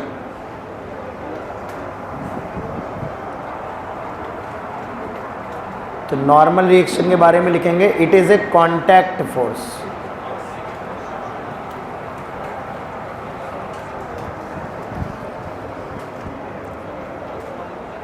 बेटा फोर्सेस का एक क्लासिफिकेशन ये भी होता है कि फोर्स को हम दो कैटेगरी में डिवाइड कर देते हैं। फोर्स को हम दो कैटेगरी में डिवाइड कर देते हैं, एक कांटेक्ट फोर्स, एक फील्ड फोर्स। बेटा कुछ फोर्स ऐसे होते हैं जिनके लिए कांटेक्ट ज़रूरी है, फ्रिक्शन हो गया, नॉर्मल रिएक्शन हो गया। कुछ ऐसे होते हैं जिनके लिए कांटेक्ट ज़रूरी नहीं है। जैसे अगर मैं इस पेन को यहाँ से छोड़ दूंगा तो इस पे जो बेटा mg लगेगा, जो ग्रेविटेशनल फोर्स लग रहा है अर्थ का, वो एक फील्ड फोर्स है। अगर मैं पेन को छोड़ दूंगा तो पेन को कोई पकड़ के नहीं रखा है, फिर भी इस पे फोर्स लग रहा है। इसके लिए कांटेक्ट की आवश्यकता नहीं, it's a non contact force और फील्ड फोर्स। ये जो लग रहा है ये ग्रेविटेशनल फील्ड के कारण लग रहा है। इसी तरह से बेटा दो चार्ज पार्टिकल एक दूसरे को बिना टच किए फोर्स लगाते हैं, दूर से ही रिपेल कर देते हैं, दूर से ही अट्रैक्ट कर लेते हैं, फिजिकल कांटेक्ट नहीं होता है फिर भी फोर्स लगता है, वो भी फील्ड फोर्स होता है। वो इलेक्ट्रिक फील्ड के कारण होता है। किसके कारण? दो मैग्नेट एक दूसरे पे फोर्स लगाते हैं। मैग्नेट दूर से आप नॉर्थ पोल लाओगे, बिना टच कराए तब भी रिपेल करेंगे या अट्रैक्ट कर सकते हैं। वहाँ पर भी कांटेक्ट की आवश्यकता नहीं होती, वो भी फील्ड फोर्स है, मैग्नेटिक फील्ड के कारण होता है। लेकिन कुछ फोर्स ऐसे होते हैं जिनके लिए कांटेक्ट की ज़रूरत होती है, उन्हें हम क्या कहते हैं? Contact force. उनमें से एक है नॉर्मल रिएक्शन, एक है फ्रिक्शन। फ्रिक्शन भी दो बॉडी के बीच में कांटेक्ट होगा, स्लिपिंग होगी तभी लगेगा। तो नॉर्मल रिएक्शन एक कांटेक्ट फोर्स है बेटा। इसका मतलब ये तभी लगेगा जब कांटेक्ट होगा। या मैं ये कहूँ कि जब हम किसी बॉडी को, एक बॉडी दूसरी बॉडी को छू कर धक्का देते हैं तो उस फोर्स को नॉर्मल रिएक्शन कहते हैं। फिर समझ लो ध्यान से, जैसे मैं इस दीवार को धक्का लगा रहा हूँ ऐसे, तो मैं इस दीवार पे नॉर्मल रिएक्शन लगा रहा हूँ। मेरे जूतों से दीवार को नीचे दबाया जा रहा है तो मेरे जूते ग्राउंड पे इस फ्लोर पे नॉर्मल रिएक्शन लगा रहे हैं। तो जब कोई बॉडी बेटा किसी दूसरी सरफेस के कांटेक्ट में होती है और उसको पुश कर रही होती है, उसको धक्का दे रही होती है, तो उसी फोर्स को नॉर्मल कहते हैं, नॉर्मल रिएक्शन। तो हम कह सकते हैं कब लगता है normal? When it acts between two surfaces. लिखते चलो, it acts between two surfaces when they are in contact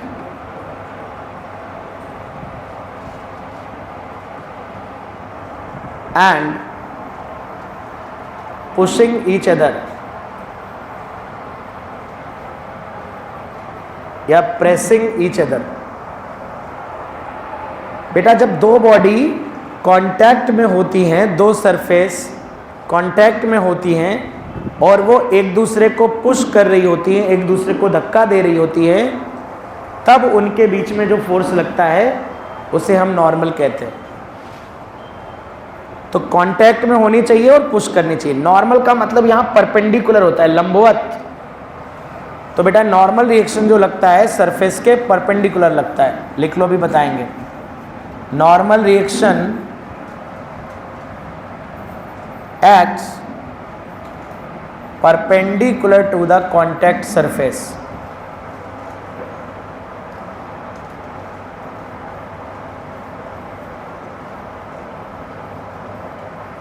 contact surface के परपेंडिकुलर लगता है।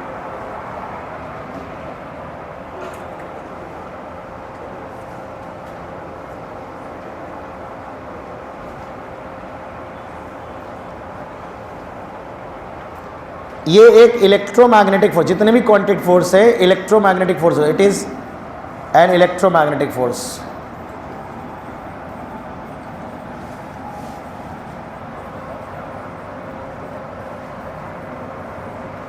बेटा आगे चल के हम डिस्कस करेंगे, स्पेशली इन मॉडर्न फिजिक्स, वहाँ पे इन सारे फोर्सेस की बात होगी। प्रकृति में जितने भी फोर्स पाए जाते हैं वो 4 तरह के होते हैं। कितने तरह के? नेचर में जितने भी फोर्स हैं उनको 4 कैटेगरी में डिवाइड किया गया।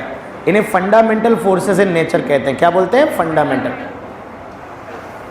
सबसे भयंकर और स्ट्रांग फोर्स होता है nuclear force.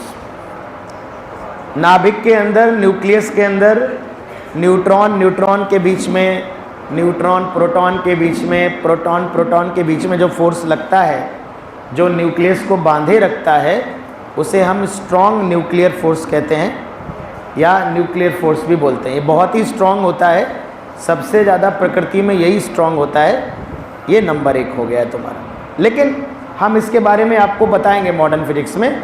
Short range force होता है, मतलब अगर न्यूक्लियन थोड़ा सा दूर हो जाए, 10⁻⁻15 मीटर की रेंज में काम करता है। अगर 5, 7, 8, 10 फर्मी से जहाँ बड़ी डिस्टेंस में बहुत तेज़ी से घट जाता है, और माइक्रोमीटर पे तो समझो काम ही नहीं करेगा। तो it's a very short range force, मतलब ज़्यादा दूर दूर तक नहीं लगाता, आसपास के आजू बाजू के न्यूट्रॉन प्रोटॉन पे ही लगाता है, लेकिन मैग्नीट्यूड में सबसे ज़्यादा होता है। दूसरा फंडामेंटल फोर्स आता है इलेक्ट्रोमैग्नेटिक फोर्स, विद्युत चुंबकीय फोर्स है ना। चाहे इलेक्ट्रोमैग्नेट मिला के, मतलब हमें इलेक्ट्रो अलग पढ़ाई जाती है, मैग्नेटिज्म अलग पढ़ाई जाती है।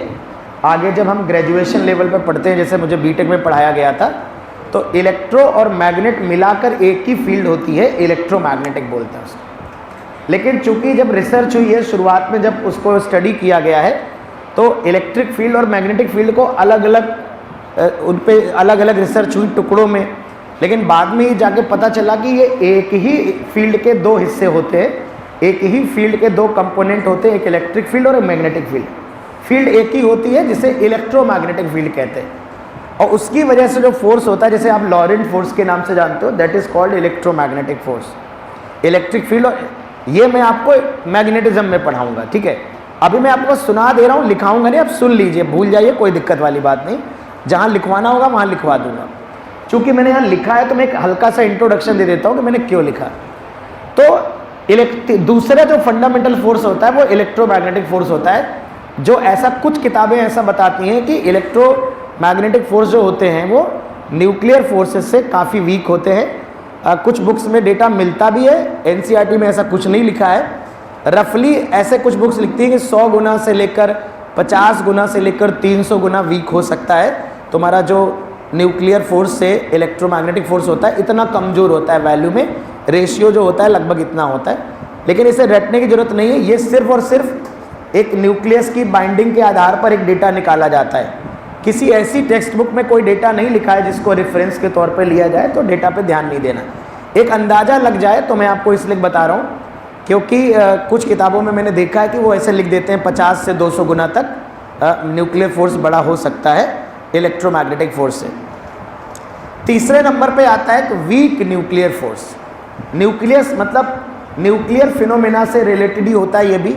जब हम बीटा डिके के बारे में चर्चा करेंगे, न्यूट्रिनो और एंटी न्यूट्रिनो के बारे में बात करेंगे, तो एक ऐसा फोर्स भी था जिसमें हमें अलग कैटेगरी बनानी पड़ी। उस फोर्स को हम डिफाइन ही नहीं कर पा रहे थे कि कौन सी कैटेगरी में जाएगा, तो हमने एक नई कैटेगरी बना दी, उसे हम बोलते हैं वीक न्यूक्लियर फोर्स।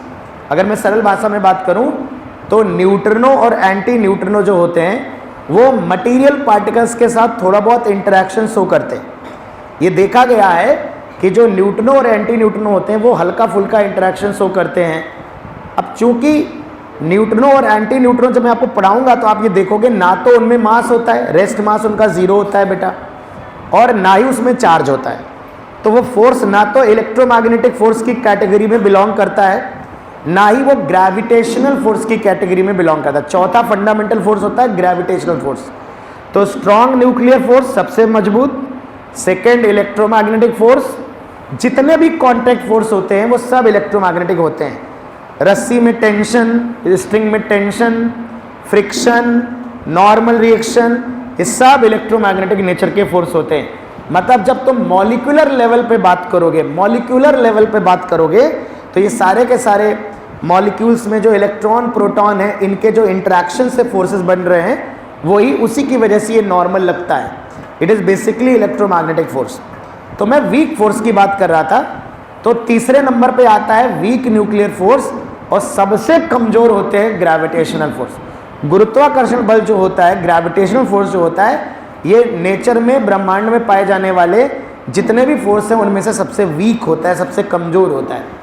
इसीलिए तुम देखो कि जब हम ग्रेविटेशनल फोर्स पढ़ते हैं तो उसकी पढ़ाई तभी महत्वपूर्ण होती है जब हम भारी भारी वस्तुएं लेते हैं। जैसे अर्थ और हमारे बीच का फोर्स, पृथ्वी कितनी बड़ी बॉडी है, वो हम पे फोर्स लगा रही है, हम उसको पढ़ रहे हैं। सन के और अर्थ के बीच का फोर्स मोशन ऑफ प्लैनेट्स में पढ़ते हैं। सैटेलाइट और अर्थ के बीच का, अर्थ कितनी बड़ी बॉडी है, वो सैटेलाइट पे फोर्स लगा रही है। लेकिन कभी हमने नहीं पढ़ाई कैमरा मुझ पे कितना फोर्स लगा रहा है, ना के बराबर आएगा, निग्लिजिबल आएगा।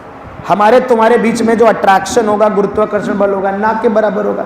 ज़्यादा होता तो इतनी दूर बैठे ही ना होते, चिपक जाते, है ना। तो कहने का मतलब है कि जो ग्रेविटेशनल फोर्स होता है वो सबसे कमजोर होता है। तो नंबर 1 पे स्ट्रॉन्ग न्यूक्लियर फोर्स, नंबर 2 पे इलेक्ट्रोमैग्नेटिक फोर्स, नंबर 3 पे वीक न्यूक्लियर फोर्स, और चूंकि न्यूक्लियस से ही रिलेटेड है, और नंबर 4 पे हमारा ग्रेविटेशनल फोर्सेज आते हैं, सबसे कमजोर होते हैं।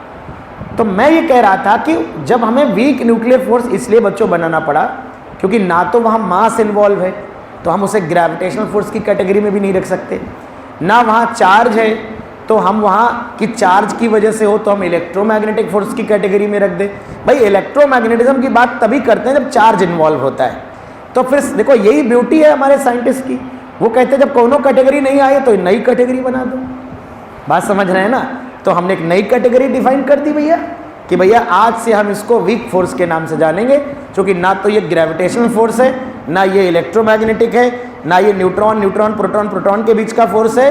तो भैया ये कोई चौथे तरह का फोर्स है, और चूंकि चौथी कैटेगरी हमने बनाई नहीं तो आज से इसका नाम रहेगा वीक फोर्स, है ना। तो 4 फंडामेंटल फोर्सेस की कैटेगरी है, उसमें से जो नॉर्मल रिएक्शन है हमारा वो एक इलेक्ट्रोमैग्नेटिक फोर्स होगा। बार बार नहीं बताऊंगा, धागे में जो टेंशन होगा आगे पढ़ाएंगे वो भी इलेक्ट्रोमैग्नेटिक होगा। फ्रिक्शन जो होगा ये सारे के सारे इलेक्ट्रोमैग्नेटिक फोर्स, ये सब हमारे सिलेबस में विद इन द सिलेबस है। आपसे पूछ सकता है कि normal reaction is which type of force. Option A gravitational force, option B electromagnetic force, option C nuclear force, option D weak nuclear force. कौन सा फोर्स है? तो आप सीधे सीधे लिखेंगे electromagnetic force.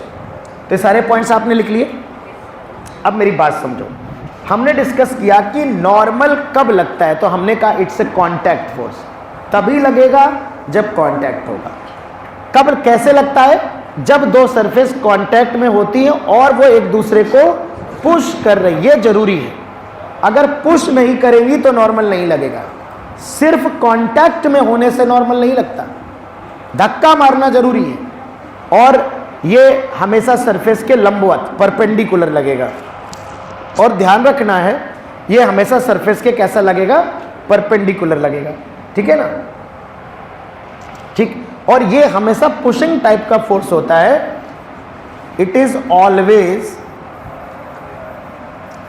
Pushing type force या पुशिंग इन नेचर। पुलिंग और पुशिंग दो तरह के फोर्स हो सकते हैं ना। पुश करने का मतलब एक बॉडी के कारण जो दूसरी बॉडी पे नॉर्मल लगता है वो हमेशा धक्का मारता है, मतलब दूर की तरफ धकेलता है। बेटा जैसे आपको किसी को पुश करना हो तो आप उसे अपनी तरफ खींचोगे कि दूर धकेलोगे? गधे कहीं के। पुश करने का मतलब क्या होता है? पुश करने का मतलब धकेलना, पुल करने का मतलब अपनी तरफ खींचना। ये तो भैया ये तो वही है पुल पुश का कंसेप्ट ही। मान लो कोई दोस्त नीचे बिल्डिंग से गिरा जा रहा है, ये हाथ पकड़ के खींच रहे है ना, और उसने इनसे कहा पुल करो, इनको उल्टा याद है, इनने उल्टा पुश कर दिया, वो नीचे ही चला गया। एग्जाम में करो यार अमन बेटा, तुम इतने होशियार हो, तुम्हारे चर्चे मोहल्ले में यार। आओ बेटा, देखो ये ग्राउंड है, बेटा ध्यान दो, बेटा गधो ध्यान दो। जैसे बेटा मान लो ये बॉडी ग्राउंड पर, थोड़ा समझो, थ्योरी से कुछ नहीं होगा, अप्लाई करना पड़ेगा, ठीक है। थ्योरी बहुत अच्छी लगती है लोगों को, हमने देखा फिजिक्स में, मैकेनिक्स में थ्योरी का कोई लेना देना नहीं, कॉन्सेप्चुअल है ये। सुनो बेटा, जैसे एक बॉडी मान लो ये ग्राउंड पे रखी है, एक बॉडी बेटा ग्राउंड पे रखी है ना, एक बॉडी ग्राउंड पे रखी है बेटा, तो मेरी बात ध्यान सुनना। इस बॉडी को अर्थ नीचे की तरफ घसीट रही होगी, mg की वजह से, ग्रेविटेशनल फोर्स की वजह से नीचे घसीट रही होगी। अच्छा मुझे बताओ, जैसे पेन को मैंने यहाँ छोड़ दिया, बॉडी को हवा में छोड़ दिया, तो बॉडी ऊपर जाएगी कि नीचे? मैं अगर तुमसे पूछो क्यों नीचे जा रही है, तुम कहोगे mg नीचे खींच रहा है तो नीचे जा रही। अब मैं यहाँ पर बॉडी को यहाँ रख दूं पेन पे, क्या अब ये पेन नीचे नहीं जाना चाहता? तो चूंकि ये नीचे जाना चाहता है, तो क्या ये मेरे हाथ को नीचे की तरफ दबा रहा होगा कि नहीं? इसी तरह से कोई बॉडी जब किसी सरफेस पर रखी होती है, mg के कारण वो नीचे जाना चाहती है, इसलिए वो उसके नीचे जो सरफेस होती है उसको किस दिशा में पुश करेगी? नीचे की तरफ। यानी अगर मैं यहाँ अलग अलग बनाऊं तो मैं ये कहूंगा इस बॉडी के कारण इस ग्राउंड पे ऐसे फोर्स लगेगा, इसे नॉर्मल बोल सकते हैं, एन भी बोल सकते हो, आर दोनों बोल सकते हो, एन या आर। नॉर्मल रिएक्शन या तो एन से रिप्रेजेंट करते हैं या तो आर से, ठीक है। ये है सरफेस के परपेंडिकुलर लगता है बेटा, ये है सरफेस उसके परपेंडिकुलर। कौन सा नॉर्मल है ये? This is the normal reaction applied by body on the ground, body के द्वारा ग्राउंड पर लगने वाला फोर्स। ये वाला फोर्स लगता है बॉडी, जिसको आप वेट बोल देते हो, जो मैं अभी थोड़ी देर पहले समझा रहा था कि बॉडी की वजह से ग्राउंड पर वेट नहीं लग रहा है। ये जो बॉडी जमीन, हम जमीन पे खड़े हैं तो हमसे जमीन पे क्या लग रहा है? नॉर्मल लग रहा है, वेट नहीं लग रहा है, ठीक है। और एक्शन रिएक्शन फोर्स होता है, मैं अलग अलग करके बना रहा हूं। तो बेटा ये जो फोर्स जो लग रहा है बॉडी पे, यही फोर्स क्या लग रहा होगा? ऊपर की तरफ, एन या आर जो भी लिखना चाहो। जितना फोर्स बॉडी ग्राउंड पे नीचे लगाएगी उसका रिएक्शन, उसकी प्रतिक्रिया बॉडी पे ऊपर की तरफ लगेगी। अब आप समझिए, ये पुश करने वाला फोर्स है। आप सोचो, अगर मैं बॉडी से कहूं कि तुम्हें ग्राउंड को पुश करना है, तो बॉडी कैसे पुश करेगी? तुम्हें जमीन को पुश करना है तो कैसे पुश करोगे? नीचे की तरफ। पुश करने का मतलब होता है धकेलना।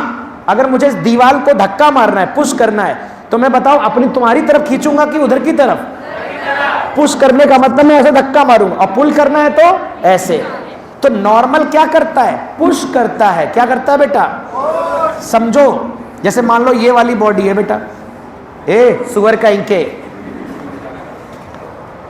हरकतें इतनी खराब है तुम लोगों की। देखो देखो, जैसे बेटा मान लो यहां से धक्का मारा, यहां से, वैसे तो मैं गधा कहता हूं, लेकिन तुम लोगों ने हरकतें ऐसी की हैं कि मैंने मॉडिफाई कर दिया, अपडेट कर दिया सिस्टम।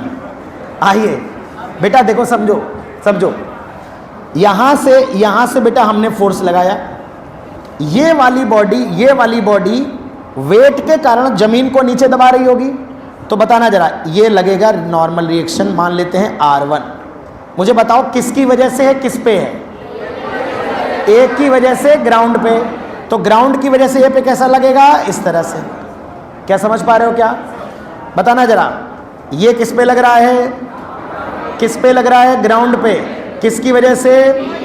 मान लेते हैं इसका नाम R2 है, तो ग्राउंड की वजह से बॉडी पे कैसे लगेगा? इस तरह, ठीक। अब मेरी बात ध्यान सुनना, क्या बॉडी ए बॉडी बी के कांटेक्ट में है?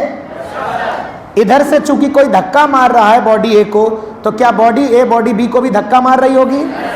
तो जब बॉडी ए बॉडी बी को धक्का मार रही होगी, वो राइट डायरेक्शन में मारेगी कि लेफ्ट में? राइट में। तो यहां देखना, ये कांटेक्ट है कि नहीं? बताओ, यहां कांटेक्ट है, और यहां कांटेक्ट ही नहीं है, यहां ये वाली बॉडी इसको पुश भी कर रही होगी। बताओ कर रही होगी कि नहीं? तो क्या एक नॉर्मल ऐसे भी लगेगा? सरफेस के कैसा लगता है? सरफेस से वर्टिकल, तो नॉर्मल लगेगा हॉरिजॉन्टल। अच्छा बताओ, ये जो मैंने एन बनाया है, ये किसने लगाया, किस पे लगाया? ए ने बी पे, तो बी ए पे कैसे लगाएगी? इस डायरेक्शन में। तो बी की वजह, ये बहुत बेसिक बातें, बहुत ज़रूरी है, कल से सारे सवाल चालू हो जाएंगे एकदम फ्री बॉडी डायग्राम में, फिर गड़बड़ हो जाएगा। मैं बार बार नहीं बताऊंगा, मुझे बार बार इरिटेट मत करना कि कैसे लगाए, अभी समझ लो, जीरो से बता रहा हूँ सारी चीज़ें। तो ये बॉडी ए बॉडी बी पे ऐसे लगाएगी, बॉडी बी बॉडी ए पे इधर की तरफ लगाएगी, ठीक है ना। तो ये है ए के कारण बी पे लगने वाला नॉर्मल रिएक्शन, और ये उसकी प्रतिक्रिया है ए पर बी की वजह से लगने वाला नॉर्मल रिएक्शन।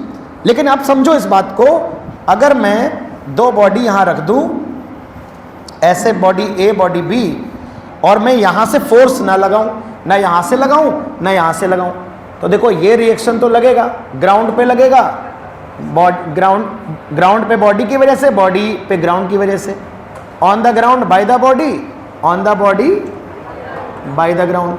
लेकिन मुझे ये बताओ बेटा, इस सरफेस पे क्या ये वाला नॉर्मल लगेगा कि नहीं लगेगा?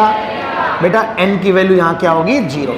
मैं वही बताना चाह रहा हूँ, सिर्फ कांटेक्ट में होने से नॉर्मल नहीं लगता। बहुत से बच्चों को मिसकंसेप्शन होता है कि सर कांटेक्ट है फिर नॉर्मल क्यों नहीं बना रहे हो।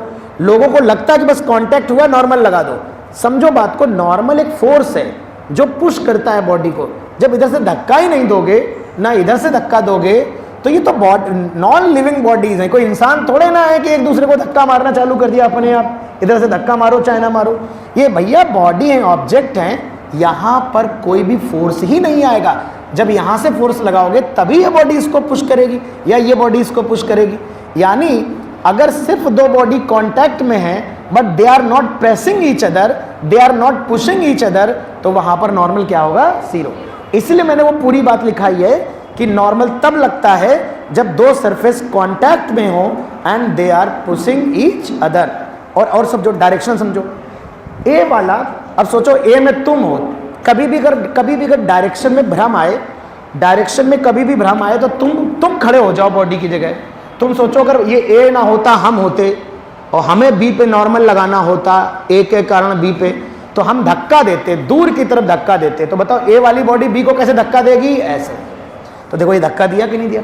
अब बी वाली को अगर ए को धक्का मारना हो तो कैसे मारेगी? बी इधर खड़ी है, ऐसे धक्का मारेगी। दोनों पुश करती हैं बी। गड़बड़ देखिए, अब क्या फायदा कि तुमने बी पे नॉर्मल इधर बना दिया, तो पूरा सवाल ही गलत हो जाएगा। इसलिए मैंने कहा कि नॉर्मल रिएक्शन हमेशा पुश करने वाला फोर्स होता है, उसकी डायरेक्शन हमेशा पुश करती है, वो सरफेस के परपेंडिकुलर लगता है। ये सारी बातें याद रखो, ठीक है ना।